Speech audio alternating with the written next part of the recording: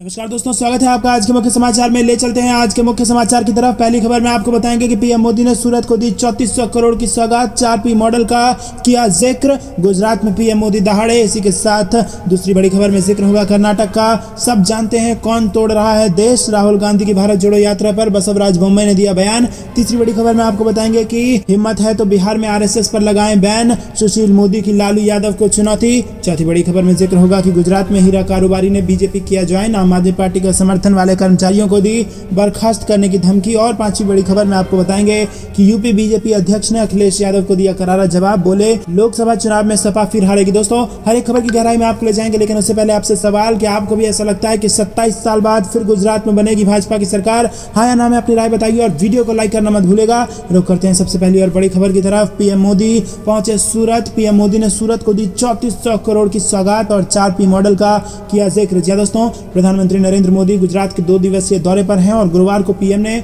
सूरत में 3400 करोड़ रुपए से ज्यादा की लागत की विकास परियोजनाओं की आधारशिला रखी। और इस दौरान पीएम मोदी ने सूरत की जमकर तारीफ की और उन्होंने कहा कि आज दुनिया के सबसे तेजी से विकसित होते शहर में सूरत का नाम है। और दोस्तों, इसी के साथ साल के अंत तक होने वाले विधानसभा चुनाव के लिए भी भारतीय जनता पार्टी ने ये बड़ा कदम आगे बढ़ा दिया है। रुक करते हैं अगली बड़ी खबर की तरफ, लेकिन उससे पहले दोस्तों, क्या आप भी मोदी सरकार के इस फैसले से खुश हैं? कमेंट में बताइए। वीडियो लाइक नहीं किया तो कीजिए। रुक करते हैं अगली बड़ी खबर की तरफ, जो कि कर्नाटक से आ रही है। सब जानते हैं कौन देश को तोड़ रहा है, राहुल गांधी की भारत जोड़ो यात्रा पर बसवराज बोम्मई ने दिया ये बयान। जी दोस्तों, राहुल गांधी की भारत जोड़ो यात्रा के दौरान कर्नाटक में घमासान जारी है। अब कर्नाटक के मुख्यमंत्री बसवराज बोम्मई ने पलटवार करते हुए कहा कि देश के लोग जानते हैं कि कौन देश को एकजुट करने की कोशिश कर रहा है और कौन इसे बांटने का प्रयास कर रहा है।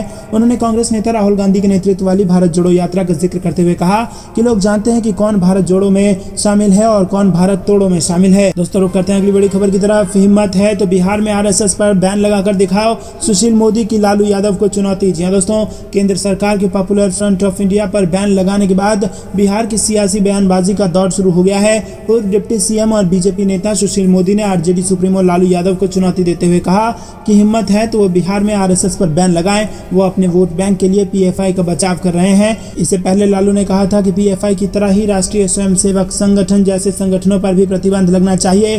सुशील मोदी ने बुधवार को कहा कि 2047 तक भारत को मुस्लिम राष्ट्र बनाने में लगा संगठन PFI धर्मनिरपेक्षता के लिए खतरा है। कांग्रेस, RJD, JDU जैसे नकली धर्मनिरपेक्ष दल PFI को पॉलिटिकल कवर दे रहे हैं। नीतीश कुमार फुलवारी शरीफ मामले की जांच NIA को नहीं सौंपना चाहते हैं और लालू प्रसाद आतंकी संगठन के लोगों का मजहब देखकर वोट बैंक की राजनीति कर रहे हैं। सुशील मोदी ने आगे कहा कि महागठबंधन के नेता प्रतिबंधित PFI को पॉलिटिकल कवर देने के लिए इसकी तुलना RSS जैसे देशभक्त और अनुशासित संगठन से कर रहे हैं। 12 जुलाई को फुलवारी शरीफ में NIA के छापे से PFI के आतंकी नेटवर्क और 2047 तक भारत की धर्मनिरपेक्षता को कुचलकर इसे मुस्लिम राष्ट्र बनाने के हिंसक इरादों की जानकारी मिली थी। दोस्तों, इसी के साथ उन्होंने चुनौती दे दी है लालू यादव को कि अगर आप में हिम्मत है तो आप बिहार में RSS बंद करके दिखाइए। रुक करते हैं अगली बड़ी खबर की तरफ। गुजरात में हीरा कारोबारी ने बीजेपी किया ज्वाइन, आम आदमी पार्टी का समर्थन करने वाले कर्मचारियों को दी बर्खास्त करने की धमकी। जी दोस्तों, आम आदमी पार्टी के राष्ट्रीय संयोजक अरविंद केजरीवाल ने अपनी पार्टी के सत्ता में आने पर गुजरात के लोगों को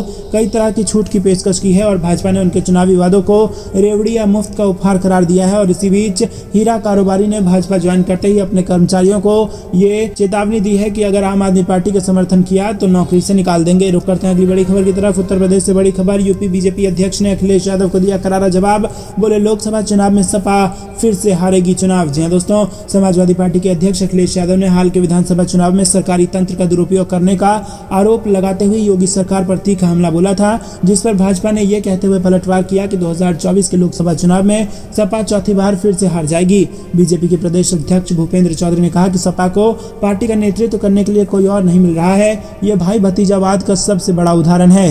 गौरतलब है कि नरेश उत्तम पटेल बुधवार को फिर से प्रदेश अध्यक्ष चुने गए और पार्टी के 2 दिवसीय अधिवेशन के दौरान गुरुवार को अखिलेश यादव फिर से राष्ट्रीय अध्यक्ष चुने गए हैं। चौधरी ने कहा कि सपा का सम्मेलन झूठ और झांसे की बुनियाद पर टिका है। इसके नेताओं द्वारा लगाए गए आरोपों का अगले चुनाव में लोगों पर कोई असर नहीं पड़ेगा। रुक करते हैं अगली बड़ी खबर की तरफ। PFI पर बैन के बाद पीएम मोदी के दौरे को लेकर बढ़ी सुरक्षा एजेंसियों की चिंता, MP पुलिस हाई अलर्ट पर। जी दोस्तों, PFI पर बैन और उसके बाद मिल रहे खुफिया इनपुट ने MP पुलिस को हाई अलर्ट कर दिया है। अगले महीने प्रधानमंत्री नरेंद्र मोदी महाकाल कॉरिडोर का उद्घाटन करने उज्जैन आ रहे हैं और इसीलिए पुलिस की चिंता और बढ़ गई है। पुलिस मुख्यालय ने PFI के प्रभाव वाले जिलों में विशेष सतर्कता बरतने के निर्देश दिए हैं। साथ ही उज्जैन में सुरक्षा व्यवस्था के लिए बड़ा प्लान तैयार किया है। इस प्लान के आधार पर सुरक्षा के इंतजाम किए जा रहे हैं। 11 अक्टूबर को पीएम मोदी उज्जैन दौरे पर रहेंगे और इस दौरान पीएम महाकाल लोक कॉरिडोर का उद्घाटन करेंगे। रुक करते हैं अगली बड़ी खबर की तरफ। उद्धव ठाकरे के बाद अब महाराष्ट्र में कांग्रेस को लगेगा तगड़ा झटका, विधायक ज्वाइन कर सकते हैं भाजपा। जी हां दोस्तों, महाराष्ट्र की राजनीति में घमासान अभी भी जारी है। पहले एकनाथ शिंदे ने उद्धव ठाकरे को चौंकाते हुए उनसे मुख्यमंत्री की कुर्सी छीन ली। इसके बाद संगठन स्तर पर भी लगातार चोट पहुंच रहा है। वहीं अब भारतीय जनता पार्टी महाराष्ट्र में कांग्रेस को कमजोर करने के लिए बिसात बिछा रही है। इतना ही नहीं, चर्चा तो ये भी है कि राष्ट्रवादी कांग्रेस पार्टी के दिग्गज नेता एकनाथ खड़से भी बीजेपी का दामन थाम सकते हैं। इसके अलावा महाराष्ट्र की राजनीति में इन दिनों एक नई चर्चा हो रही है। कहा जा रहा है कि जलगांव जिले में कांग्रेस विधायक शिरीष चौधरी कभी भी भाजपा में शामिल हो सकते हैं। रुक करते हैं अगली बड़ी खबर की तरफ। देश भर में सीबीआई ने चलाया अभियान, भारी मात्रा में ड्रग्स जब्त, 175 तस्कर हुए गिरफ्तार। जी हां दोस्तों, मादक पदार्थ तस्करों के खिलाफ बड़ी कार्रवाई करते हुए सीबीआई ने इंटरपोल पर अन्य कई राज्यों के पुलिस के साथ मिलकर एक संयुक्त अभियान चलाया और इस अभियान के तहत कुल 175 लोगों को गिरफ्तार किया गया है और साथ ही इनके पास से भारी मात्रा में मादक पदार्थ जब्त किया गया है। बता दें कि इस अभियान की जानकारी अधिकारियों ने गुरुवार को दी है। बता दें कि मादक पदार्थ तस्करों के खिलाफ सीबीआई ने ऑपरेशन गरुड़ इसी सप्ताह शुरू किया था।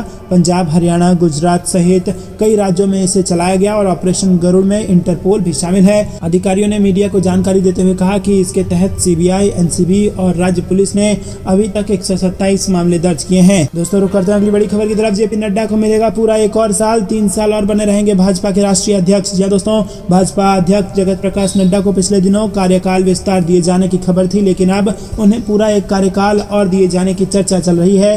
पार्टी सूत्रों का कहना है कि राज्यों के चुनाव लगातार होने वाले हैं और उसके बाद लोकसभा के चुनाव होने हैं। ऐसे में भाजपा संगठन चुनाव में नहीं उलझना चाहती है और इसकी बजाय भाजपा की कोशिश ये है कि मौजूदा संगठन को ही बनाए रखा जाए और पूरी ताकत राज्यों के चुनाव में लगा दी जाए। नवंबर में गुजरात और हिमाचल प्रदेश के चुनाव होने वाले हैं। ऐसे में भाजपा नहीं चाहती कि चुनाव से पहले किसी तरह का बदलाव किया जाए और इसके बाद राजस्थान, छत्तीसगढ़, मध्य प्रदेश, कर्नाटक जैसे अहम राज्यों के चुनाव होने वाले हैं। त्रिपुरा, मेघालय, मिजोरम और तेलंगाना समेत कुल 11 राज्यों के चुनाव 24 के आम चुनाव से पहले होने हैं। रुक करते हैं अगली बड़ी खबर की तरफ। गृह मंत्री अमित शाह के दौरे से पहले पुंछ में 4 किलो आईईडी पकड़ी, राजौड़ी में 4 को प्रस्तावित है रैली। जी हां दोस्तों, जम्मू संभाग में कड़ी सुरक्षा और अलर्ट के बीच पुंछ में महिला से आईईडी मिलने से पूरा अमला सख्ते में आ गया है। प्रारंभिक छानबीन में पता चला है कि महिला ने एक लड़के को आईईडी का बैग सौंपना था। आईईडी कहां से आई और कहां ले जाई जा रही थी, इसे लेकर पूछताछ की जा रही है। रुक करते हैं अगली बड़ी खबर की तरफ। ज्ञानव्यापी शिवलिंग का फिर होगा सर्वे, वाराणसी कोर्ट में हुआ ये बड़ा ऐलान। जी हां दोस्तों, ज्ञानव्यापी मस्जिद मामले में हिंदू पक्ष की तरफ से शिवलिंग जैसी आकृति की कार्बन डेटिंग की मांग की गई थी। इसे लेकर 29 सितंबर यानी गुरुवार को कोर्ट में सुनवाई हुई। दरअसल बीते 22 सितंबर को सुप्रीम कोर्ट के अधिवक्ता विष्णु शंकर जैन और अन्य की ओर से जिला जज की अदालत में अर्जी देकर शिवलिंग की आकृति की भारतीय पुरातात्विक सर्वेक्षण के विशेषज्ञ से कार्बन डेटिंग कराने का अनुरोध किया गया है और इसे लेकर सुनवाई पूरी होने के बाद कोर्ट ने फैसले के लिए 4 अक्टूबर की तारीख दी है।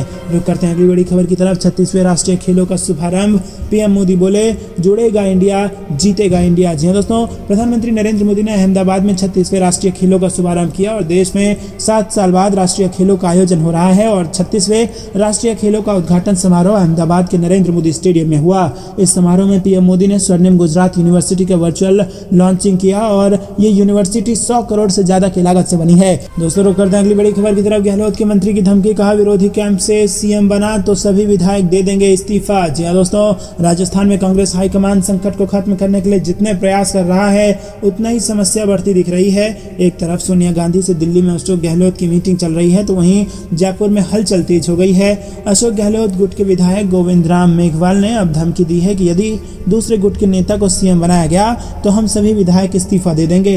उन्होंने इशारों में सचिन पायलट पर हमला बोलते हुए कहा कि ऐसा पहली बार हुआ था जब पार्टी के प्रदेश अध्यक्ष रहे शख्स ने दूसरे दल के साथ मिलकर सरकार बनाने की कोशिश की थी। बता दें कि अशोक गहलोत 10 जनपद पहुंच गए हैं और वो यहां सोनिया गांधी से मुलाकात करेंगे।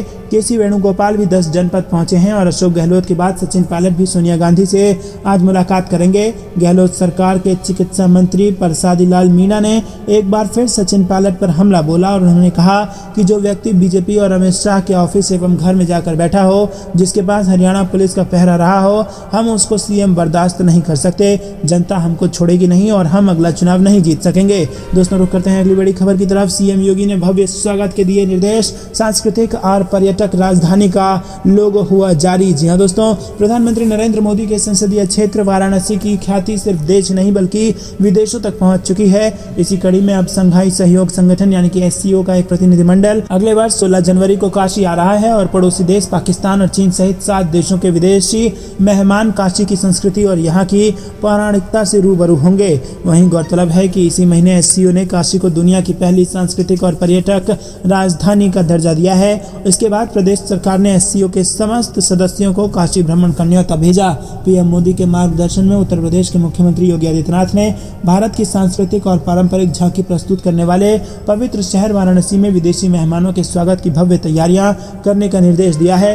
रुक करते हैं अगली बड़ी खबर की तरफ। देश में विकसित पहला हल्का लड़ाकू हेलीकॉप्टर सेना में शामिल, बढ़ेगी इसकी युद्धक क्षमता। जी हां दोस्तों, आपको बता दें कि स्वदेशी रूप से डिजाइन और विकसित हल्के लड़ाकू हेलीकॉप्टर को भारतीय सेना में शामिल कर लिया गया है।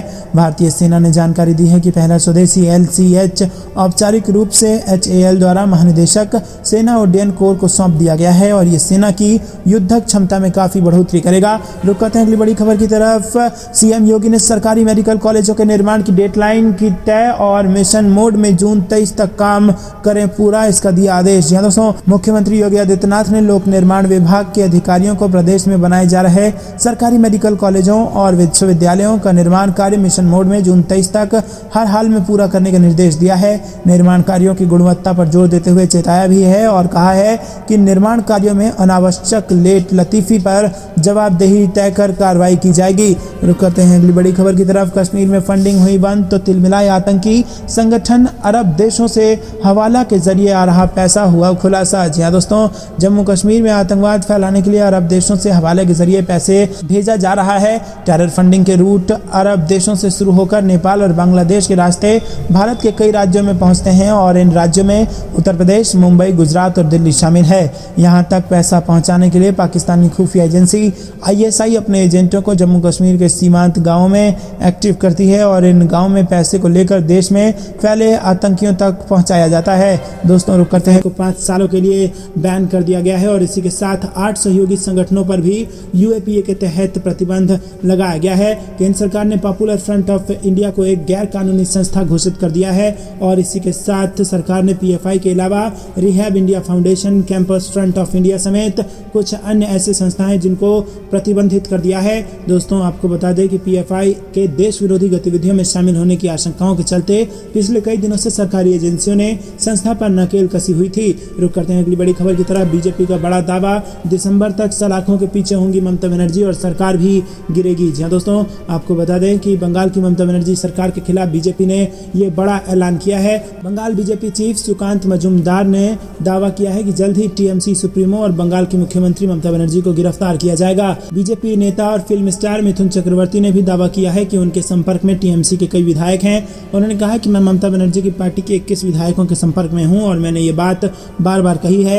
मैं अपनी बात पर अब भी कायम हूं, बस आप समय का इंतजार करें। रुक करते हैं अगली बड़ी खबर की तरफ। ममता सरकार को कलकत्ता हाईकोर्ट से बड़ा झटका, दुआरे राशन योजना अवैध घोषित। जी हां दोस्तों, ममता बनर्जी की अगुवाई वाली बंगाल सरकार को बुधवार को कलकत्ता हाईकोर्ट से एक बड़ा झटका लगा जब एक खंडपीठ ने राज्य सरकार की दुआरे राशन यानी कि घर के दरवाजे पर राशन योजना को अवैध घोषित कर दिया। ममता बनर्जी की यह परियोजना 2021 के बंगाल विधानसभा चुनाव के बाद लगातार तीसरी बार मुख्यमंत्री बनने के तुरंत बाद शुरू की गई थी और इसका उद्देश्य राज्य के लोगों के दरवाजे पर सार्वजनिक वितरण प्रणाली के तहत खाद्यान्न उपलब्ध कराना था। रुक करते हैं अगली बड़ी खबर की तरफ। अमित शाह 3 अक्टूबर को आएंगे जम्मू, 4 को राजौरी में करेंगे जनसभा। दोस्तों, केंद्रीय गृह मंत्री अमित शाह के दौरे को लेकर पार्टी के वरिष्ठ नेता राजौरी, पूंछ और बारामूला में तैयारियों का जायजा ले रहे हैं। केंद्रीय गृह मंत्री अमित शाह जम्मू कश्मीर में 3 दिवसीय दौरे पर आ रहे हैं। 3 अक्टूबर की शाम वो जम्मू पहुंचेंगे। इसके बाद 4 अक्टूबर की सुबह माता वैष्णो देवी के दर्शन करेंगे। फिर जम्मू संभाग के जिला राजौरी में 10:30 बजे जनसभा को संबोधित करेंगे। 5 अक्टूबर सुबह 10 बजे कश्मीर संभाग के बारामूला में जनसभा को संबोधित करेंगे। रुक करते हैं अगली बड़ी खबर की तरफ। PFI पर एक्शन से पहले अजीत डोभाल ने की थी मुस्लिम नेताओं से चर्चा, बैन के बाद भंग हो गया ये संगठन। जी हां दोस्तों, आपको बता दें कि PFI पर बैन करने के मामले में बताया गया कि मोदी सरकार ने प्रमुख मुस्लिम संगठनों से राय मशविरा किया था। राष्ट्रीय सुरक्षा सलाहकार ने 17 सितंबर को प्रमुख मुस्लिम संगठन के नेताओं से PFI और उनके जैसे कट्टरपंथी संगठनों के बारे में उनके विचारों को समझने के लिए मुलाकात की थी और इसके बाद ही 22 सितंबर को देश भर में NIA, ED और राज्य पुलिस की छापेमारी हुई थी। इस कार्यक्रम में एनएससी डोभाल और इंटेलिजेंस ब्यूरो के अधिकारियों ने इस्लाम के देवबंदी, बरेलवी और सूफी संप्रदायों का प्रतिनिधित्व करने वाले देश के सबसे बड़े मुस्लिम संगठनों की राय ली थी। रुक करते हैं अगली बड़ी खबर की तरफ। पीएम मोदी 29-30 सितंबर को जाएंगे गुजरात और योजनाओं का करेंगे उद्घाटन और शिलान्यास। जी हाँ दोस्तों, प्रधानमंत्री नरेंद्र मोदी गुजरात आ रहे हैं और 29,600 करोड़ रुपए की विभिन्न परियोजनाओं का उद्घाटन और शिलान्यास करेंगे। इन परियोजनाओं में अहमदाबाद मेट्रो परियोजना के पहले चरण का उद्घाटन और गांधीनगर मुंबई सेंट्रल वंदे भारत एक्सप्रेस को हरी झंडी दिखाने भी शामिल है। प्रधानमंत्री कार्यालय ने एक बयान में बताया कि इस दौरान बृहस्पतिवार को अहमदाबाद के नरेंद्र मोदी स्टेडियम में 36वें राष्ट्रीय खेलों का उद्घाटन भी वो करेंगे। पीएमओ ने कहा कि प्रधानमंत्री गुजरात के सूरत, भावनगर, अहमदाबाद और अंबाजी में 29,600 करोड़ रुपए की परियोजनाओं का उद्घाटन और शिलान्यास करेंगे। रुक करते हैं अगली बड़ी खबर की तरफ। पूर्व एमएलसी हाजी इकबाल के खिलाफ योगी सरकार का बड़ा एक्शन, 203 करोड़ की संपत्ति जब्त करने का दिया आदेश। जी दोस्तों, सहारनपुर डीएम ने गैंगस्टर एक्ट के तहत पूर्व एमएलसी हाजी इकबाल और उनके परिजनों और सहयोगियों से जुड़ी 148 चल अचल संपत्ति जब्त करने का आदेश दिया है और इसकी कीमत करीब 203 करोड़ रुपए है। ये संपत्ति हाजी इकबाल, उनके भाई मसूद अली, 3 बेटों और सहयोगियों की है। सहारनपुर एसएसपी विपिन टाडा के मुताबिक पुलिस ने हाजी इकबाल उर्फ बल्ला, उसके भाई महमूद अली, उनके बेटों और सहयोगियों की 148 संपत्तियों की पहचान कर अपनी रिपोर्ट जिलाधिकारी अखिलेश सिंह को सौंप दी है और इन चिन्हित संपत्तियों में मिर्जापुर, बेहट, फतेहपुरी, जनकपुरी, सदर और जिले की अलग अलग जगहों पर मकान, खेत, बाग और पड़ती जमीन आदि शामिल हैं। रुक करते हैं अगली बड़ी खबर की तरफ। केंद्रीय कर्मियों का डीए बढ़ा, 3 महीने जारी रहेगी गरीबों की मुफ्त राशन योजना।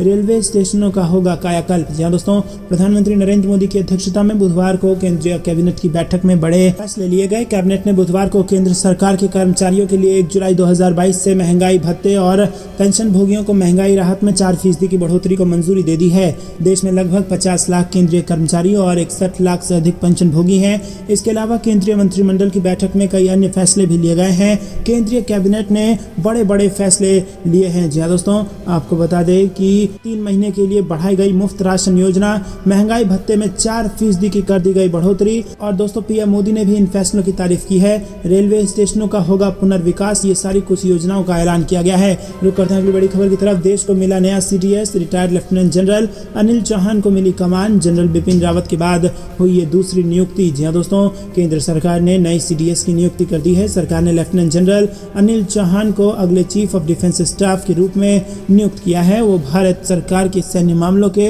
विभाग के सचिव के रूप में भी कार्य करेंगे। दोस्तों, रक्षा मंत्रालय ने ये जानकारी दी है। लेफ्टिनेंट जनरल अनिल चौहान की गोरखा राइफल से सेना में एंट्री हुई थी और वो पीओके में बालाकोट स्ट्राइक की प्लानिंग में भी शामिल थे और पिछले साल ही रिटायर हुए हैं। लगभग 40 वर्षों से अधिक के अपने कैरियर में लेफ्टिनेंट जनरल अनिल चौहान ने कई कमांड, स्टाफ और सहायक नियुक्तियां की हैं। रुक करते हैं अगली बड़ी खबर की तरफ। इस विश्वविद्यालय में अक्टूबर से हिंदी में होगी मेडिकल की पढ़ाई। गृह मंत्री अमित शाह ने की इसकी घोषणा। जी दोस्तों, राष्ट्रीय शिक्षा नीति के तहत सरकार शिक्षा को मातृभाषा में उपलब्ध कराने पर जोर दे रही है और इस कड़ी को आगे बढ़ाते हुए देश के गृह मंत्री अमित शाह ने बड़ी घोषणा की। उन्होंने बताया कि सरकार इसी साल से एमबीबीएस की पढ़ाई को हिंदी में शुरू करने जा रही है। हिंदी में मेडिकल की शिक्षा कराने वाला पहला विश्वविद्यालय छत्तीसगढ़ का होगा। दोस्तों, गृह मंत्री ने बताया कि 16 अक्टूबर 2022 से छत्तीसगढ़ के बिलासपुर में स्थित अटल बिहारी वाजपेयी विश्वविद्यालय में एमबीबीएस की पढ़ाई हिंदी में भी कराई जाएगी और ये व्यवस्था पहले सत्र के छात्रों के लिए होगी। रुक करते हैं अगली बड़ी खबर की तरफ। मार्च अप्रैल में हो सकते हैं विधानसभा चुनाव, भाजपा नेता अशोक कौल ने बताया। जी दोस्तों, जम्मू कश्मीर भाजपा के महासचिव अशोक कौल ने बांदीपुरा में कहा कि प्रदेश में विधानसभा चुनाव अगले साल मार्च में हो सकते हैं। उन्होंने कहा कि इस साल 25 अक्टूबर में अंतिम मतदाता सूची के प्रकाशन के बाद जम्मू कश्मीर में चुनाव अगले साल मार्च अप्रैल में होने की उम्मीद है। रुक करते हैं अगली बड़ी खबर की तरफ। गहलोत सरकार में घमासान, मध्यावधि चुनाव के लिए तैयार है भाजपा। जी दोस्तों, राजस्थान कांग्रेस में जारी घमासान थमने का नाम नहीं ले रहा है। ऐसे में गहलोत सरकार के भविष्य को लेकर भी कई तरह के कयास लगने लगे हैं। गहलोत खेमा पूरी तरह से सचिन पायलट को मुख्यमंत्री नहीं बनाने पर अड़ा हुआ है, तो वहीं सचिन पायलट के अगले कदम पर भी सबकी निगाह टिकी हुई है। सबकी निगाह इस बात पर टिकी हुई है कि अगर सचिन पायलट इस बार भी मुख्यमंत्री नहीं बन पाते हैं तो क्या एक बार फिर से वो गहलोत सरकार को गिराने की कोशिश करेंगे? क्या वो सरकार गिराने लायक विधायकों की संख्या को इस बार जुटा सकते हैं? हालांकि इन तमाम कयासों पर अभी तक सचिन पायलट ने चुप्पी साध रखी है, लेकिन राजस्थान में जारी इस कलह पर भाजपा ने भी अपनी पैनी नजर बनाई हुई है। रुक करते हैं अगली बड़ी खबर की तरफ। हिमाचल चुनाव से पहले कांग्रेस को बड़ा झटका, हर्ष महाजन हुए बीजेपी में शामिल, कहा यहाँ माँ बेटे का है राज। जी दोस्तों, हिमाचल में इस साल के अंत में होने वाले विधानसभा चुनाव से ठीक पहले कांग्रेस को बड़ा झटका लगा है। कांग्रेस की हिमाचल प्रदेश इकाई के वरिष्ठ नेता व कार्यकारी अध्यक्ष हर्ष महाजन ने बुधवार को भाजपा का दामन थाम लिया। केंद्रीय मंत्री पीयूष गोयल और राष्ट्रीय महासचिव विनोद तावड़े की मौजूदगी में उन्होंने भाजपा मुख्यालय में पार्टी की सदस्यता ग्रहण की और इस साल के अंत में हिमाचल प्रदेश में होने वाले विधानसभा चुनाव से पहले महाजन के भाजपा में शामिल होने का बड़ा झटका माना जा रहा है। महाजन को इस साल मई में प्रदेश कांग्रेस समिति का कार्यकारी अध्यक्ष बनाया गया था। रुक करते हैं अगली बड़ी खबर की तरफ। नहीं काम आई ताला की, अब सलाखों के पीछे पहुंचा पीएफआई का ये बड़ा अधिकारी। जी दोस्तों, केंद्र सरकार की बड़ी कार्रवाई के बाद पॉपुलर फ्रंट ऑफ इंडिया ने अपने संगठन को भंग कर दिया है। पीएफआई ने कहा कि उसे सरकार का फैसला मंजूर है। वहीं इस बीच खबर आई है कि पुलिस ने केरल के अल्लापुझा में पीएफआई के प्रदेश महासचिव अब्दुल सत्तार को हिरासत में ले लिया। इससे पहले उन्होंने फेसबुक पर पोस्ट कर संगठन को भंग करने की जानकारी दी थी। रुक करते हैं अगली बड़ी खबर की तरफ। निकाय चुनाव में मुसलमानों को भी टिकट देगी बीजेपी, बोले यूपी चीफ भूपेंद्र चौधरी, कोई सीट नहीं छोड़ने वाले। जी दोस्तों, यूपी भाजपा के प्रदेश अध्यक्ष भूपेंद्र चौधरी ने कहा कि इस बार निकाय चुनाव में पार्टी मुसलमानों को भी टिकट देगी। पार्टी सभी वार्डों पर अपना उम्मीदवार खड़ा करेगी और किसी से परहेज नहीं करेगी। दोस्तों, उन्होंने कहा कि भाजपा चुनाव में सभी को साथ लेकर चलेगी और भाजपा किसी जाति वर्ग की नहीं बल्कि पूरे देश की पार्टी है। भाजपा की सरकार में बिजली, पानी, सड़क व सुरक्षा प्राथमिकता है। प्रदेश में सड़कों का जाल बिछाया गया है। बिजनौर में उन्होंने मीडिया से बात करते हुए कहा कि अभी सामने निकाय चुनाव है और अधिक से अधिक सीटों पर जीत का लक्ष्य है। निकाय चुनाव में टिकट का मानक पार्टी का कार्यकर्ता और जिताऊ प्रत्याशी रहेगा। रुक करते हैं अगली बड़ी खबर की तरफ। व्हाट्सएप यूजर सावधान, एक गलती पड़ेगी बहुत महंगी, सरकार ने जारी की चेतावनी। जी दोस्तों, सर्च इन के अनुसार व्हाट्सएप के वर्जन 2.22.16.12 वर्जन में कुछ खामियां पाई गई हैं, जिसका फायदा उठाकर हैकर्स आपको नुकसान पहुंचा सकते हैं। यदि आप भी मैसेजिंग के लिए व्हाट्सएप का इस्तेमाल करते हैं तो आपके लिए बुरी खबर है। भारत सरकार ने व्हाट्सएप पर वीडियो कॉल के जरिए होने वाले हैकर्स अटैक की चेतावनी जारी की है।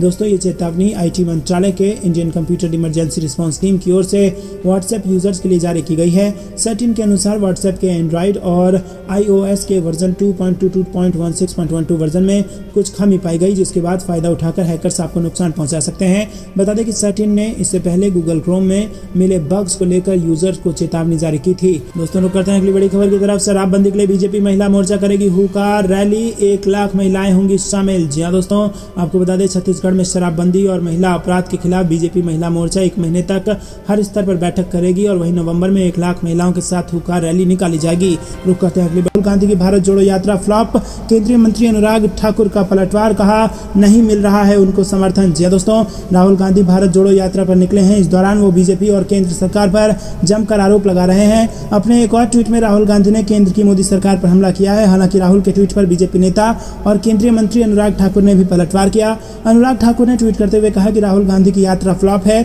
उन्हें पर्याप्त समर्थन नहीं मिल रहा है। और अनुराग ठाकुर ने कहा कि राजस्थान में 2 धड़े लड़ रहे हैं और वो कांग्रेस को संभालने में असमर्थ हैं। ये ट्वीट उनकी मानसिक स्थिति को दर्शाता है कि वो क्या सोच रहे हैं। रुक करते हैं अगली बड़ी खबर की तरफ। सुप्रीम कोर्ट में उद्धव ठाकरे को लगा झटका, चुनाव आयोग तय करेगा कौन है असली शिवसेना। जी दोस्तों, महाराष्ट्र के पूर्व मुख्यमंत्री उद्धव ठाकरे को सुप्रीम कोर्ट में बड़ा झटका लगा है। चीफ कोर्ट ने मंगलवार को 1 दिन की लंबी सुनवाई के बाद चुनाव आयोग को एकनाथ शिंदे समूह के असली शिवसेना होने के दावे पर फैसला करने से रोक लगाने से इनकार कर दिया। न्यायमूर्ति DY चंद्रचूड़ ने कहा कि उद्धव ठाकरे और एकनाथ शिंदे गुट के बीच शिवसेना में पार्टी के बीच विवाद का फैसला करने के लिए चुनाव आयोग के समक्ष कार्रवाई पर कोई रोक नहीं होगी।